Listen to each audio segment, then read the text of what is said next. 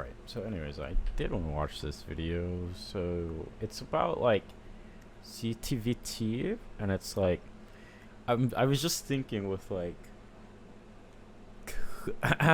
that thing, that virus that we won't talk 11,000 years about. ago, a dog Like- developed a cancer. Yeah, just watch it. But instead of dying when the dog died, this cancer took on a life on its own by spreading its cells to other dogs during mating.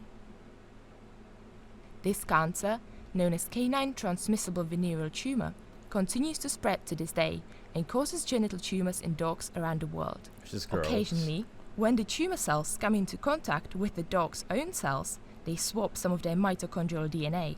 This DNA belongs to mitochondria, parts of the cell that act like its batteries, providing energy. We believe that mitochondrial DNA swapping has happened at least 5 times in the past 2,000 years. It gives tumors a unique genetic flag that means we can trace how the tumors we see today are related to each other and how they spread across the globe.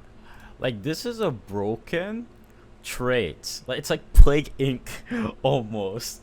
And it's like what if another virus or something gave you a mutant gene that mutated that just made you super muscles, like your muscles or something don't fatigue anymore? Like, imagine, like, this is crazy.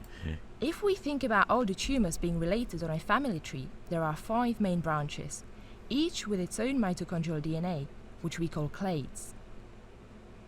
The oldest, and possibly most unusual clade, arose between 2,000 and 1,000 years ago, probably in India, where it still persists. One of the most common clades most likely spread from Russia or China around 1,000 years ago. It is now found across the globe, including Australia, Ecuador, Mexico, and Ukraine. Another of the most common clades swapped its mitochondrial DNA more recently. We think it originated in West Africa and spread to other parts of Africa, to Brazil and the Caribbean, Southern Europe, and India. Looking at how it is distributed, we believe that it may have been transported between continents via transatlantic and Indian Ocean trade routes. The most interesting tumor was in a dog in Nicaragua. Here, we saw something that has never been seen before in cancers.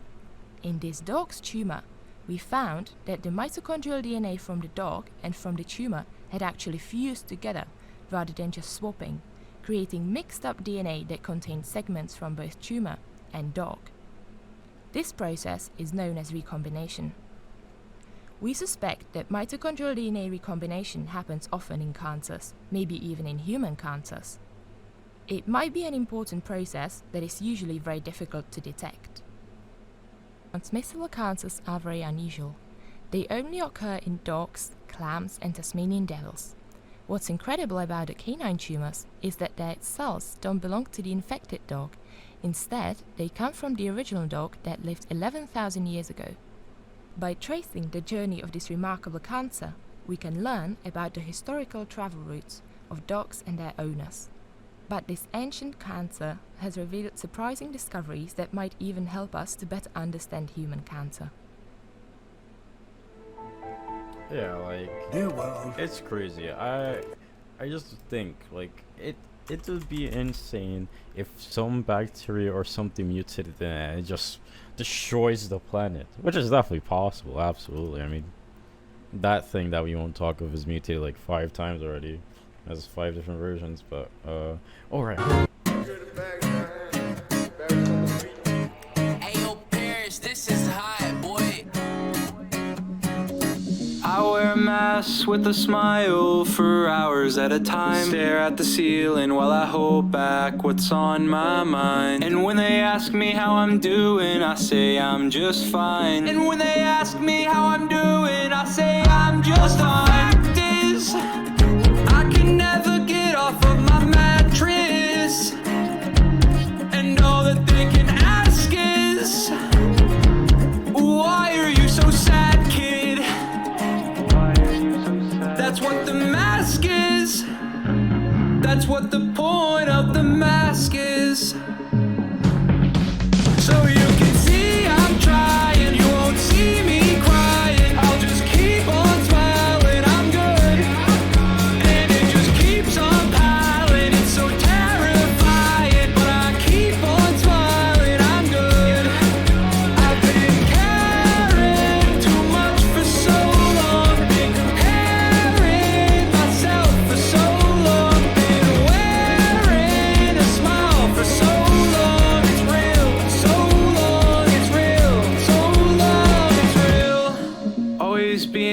judged by a bunch of strange faces. Scared to go outside, haven't seen the light in ages.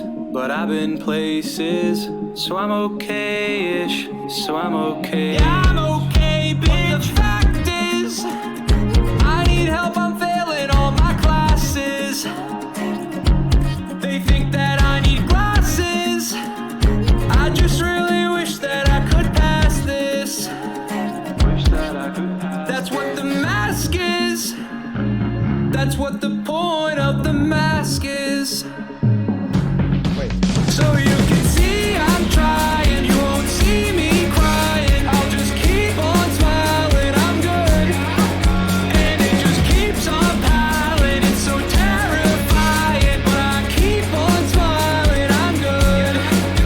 I've been caring too much for so long. Been comparing myself for so long. Been wearing a smile for so long. It's real, so long, it's real, so long, it's real.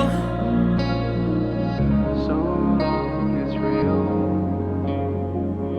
So long, it's real.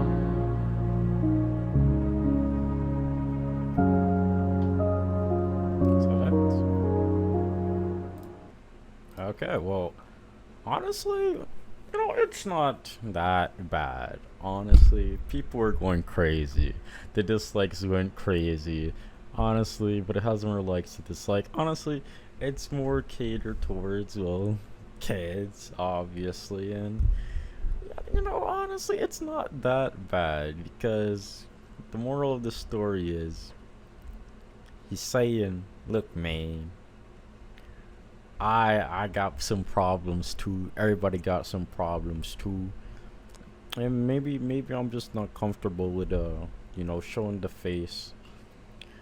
And if you're online persona, you whatever, you don't have to show your face, and that's fine. If you choose to be open about it, you can.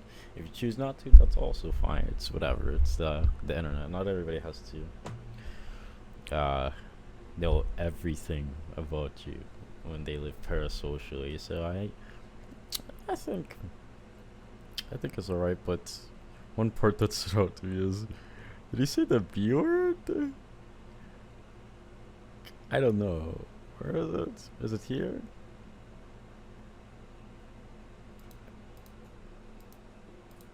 It was somewhere.